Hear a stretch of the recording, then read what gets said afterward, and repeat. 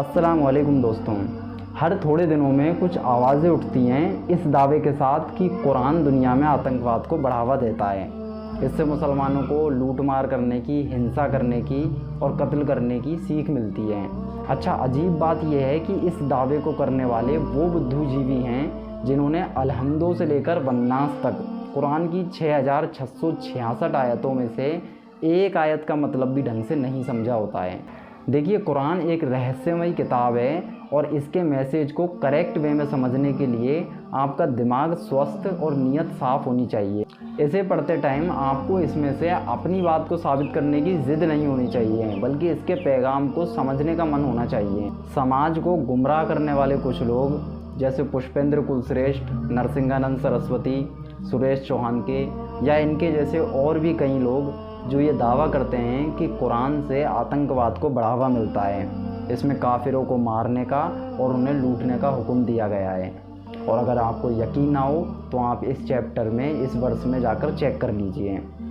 अब इन्हें जो लोग सुन रहे होते हैं उनमें से 90% ऑडियंस इनके कॉन्फिडेंस को देखकर ही इनकी बात पर यकीन कर लेती है कि इतनी भीड़ के बीच में स्टेज पर खड़े होकर अगर ऑन माइक ये बात बोल रहे हैं या मेन स्ट्रीम मीडिया को इंटरव्यू देते हुए ये बात बोल रहे हैं तो फिर ये बात सच ही होगी। लेकिन वहीं पर 10% लोग ऐसे भी होते हैं जो लॉजिक और फैक्ट पर बात करना चाहते हैं।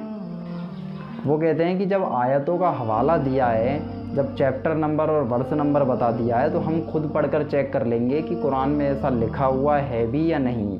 अब उन 10% लोगों के साथ में जो एक बहुत बड़ा साइकोलॉजिकल डिफेक्ट होता है वो ये है कि वो ये देखने के लिए कुरान नहीं खोलते हैं कि इन आयतों में क्या और क्यों कहा गया है, बल्कि वो ये देखने के लिए कुरान खोलते हैं कि जो हमारे गुरुजी कह रहे हैं वो शब्द इन आयतों में हैं या नहीं।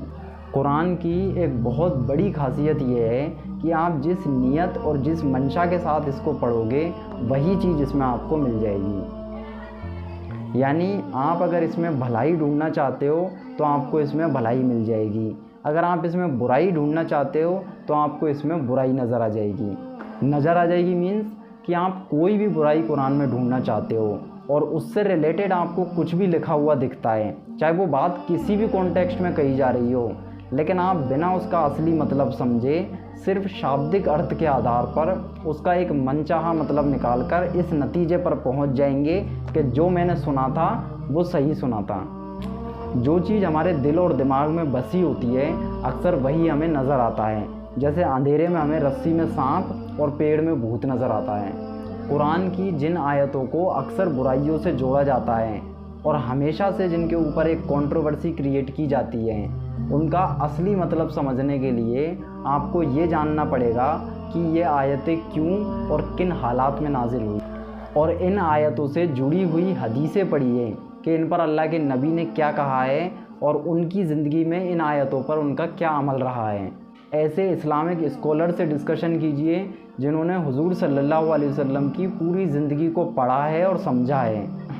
देखिए, सच्चाई को तलाश करके उसके पास चलकर जाना पड़ता है, लेकिन अफवाहें आपके पास चलकर उड़कर आती हैं। और सच को जानने के लिए जब आप इतने एफ़र्ट्स करोगे, इतनी रिसर्चेस करोगे, इतने एनालिसिस करोगे, तब आप इस हकीकत के बहुत नज़दीक पहुंच जाएंगे और इसको देख पाएंगे कि कुरान की जिन आयतों को आतंकवाद के साथ जोड़ा जा रहा है असल में वो आयतें आतंकवाद के विरोध में आई हैं, और जिन आयतों को अत्याचार और अन्याय के साथ जोड़ा जा रहा है वो आयतें अन्याय और अत्याचार को ख़त्म करने के लिए आई हैं।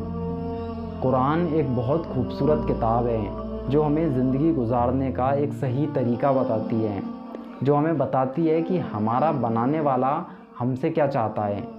हमारे माँ बाप, भाई बहन, बीवी बच्चे, इन सभी का हमारी ज़िंदगी में क्या मकाम होना चाहिए ये कुरान हमें बताती है। अगर हम कोई बिज़नेस करते हैं तो उस बिज़नेस के रूल्स एंड रेगुलेशंस क्या हैं ये कुरान हमें सिखाती है। यहाँ तक कि आप अन्याय और अत्याचार के विरुद्ध लड़ाई लड़ रहे हैं तो उस लड़ाई के भी अपने क्या उसूल होने चाहिए ये तालीम कुरान हमें देती है। तो आज ये जो एक प्रोपोगेंडा चलाया जा रहा है, आप इस खेल को समझिए, इस खेल का हिस्सा मत बनिए। देखिए, ये लोग कुरान की आयतों को तोड़ मरोड़ कर लोगों के सामने पेश करते हैं जैसे कुरान में किसी पॉइंट पर शॉर्ट में कोई बात कही गई है और थोड़ा आगे चलकर उसी पर डिटेल्स में एक्सप्लेन किया गया है कि उसके रीज़न्स क्या हैं या उसके फैक्ट और लॉजिक क्या है, तो ये उस पर बात ना करते हुए वो शॉर्ट फॉर्म लोगों के सामने रख देते हैं, जिसका इजीली कोई भी नेगेटिव मीन्स निकाला जा सकता है। और आधा अधूरा ज्ञान हमेशा ख़तरनाक होता है, बहुत ख़तरनाक होता है। जैसे अगर कोई कहता है कि कृष्ण ने अर्जुन के कान भरे उसके रिश्तेदारों के अगेंस्ट उसे लड़ाई करने के लिए उकसाया, अगर आप यकीन ना हो तो भगवत गीता में जाकर आप चेक कर लीजिए। तो आप जब भगवत गीता में जाकर चेक करोगे एग्जैक्टली आपको वही मिल जाएगा, तो ये लगेगा कि ये बात सही कही गई है। लेकिन जब आप उसका रीज़न पढ़ते हो, जब आप ये पढ़ते हो कि ये हुआ क्या था, पूरा इंसिडेंट को पढ़ते हो, तब आपको पता लगता है कि उस किताब के अनुसार कि कौरवों ने पांडवों पर अत्याचार किए और वो अत्याचार के विरुद्ध एक लड़ाई लड़ रहे थे।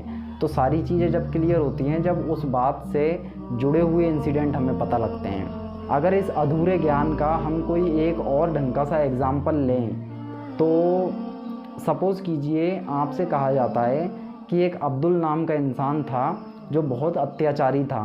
वो छोटे छोटे से झगड़ों में लोगों के साथ मारकाट किया करता था।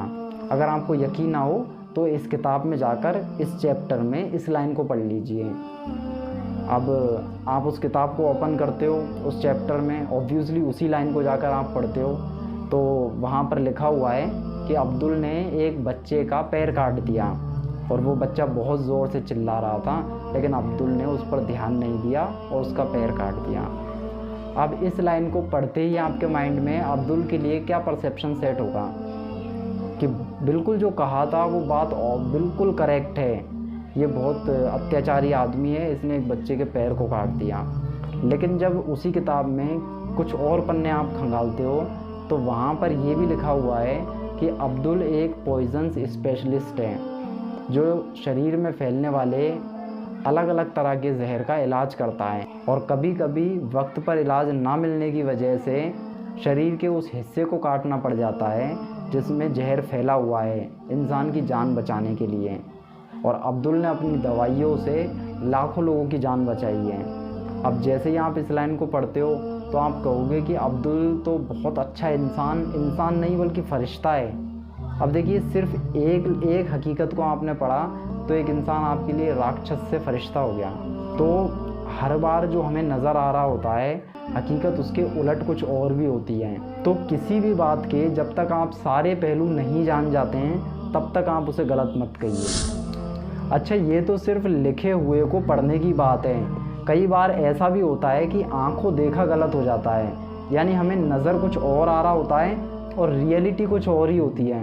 कुरान का जो बेसिक नेचर है, यानी जो उसकी पूरी तालीम है कि कुरान आतंकवाद पर या किसी को मारने के ऊपर क्या कहता है, क्या सिखाता है, ये आपको कुरान की सिर्फ एक आयत से समझ में आ जाएगा। मगर शर्त यह है कि आप उस एक आयत को दिल और दिमाग के साथ पढ़ें।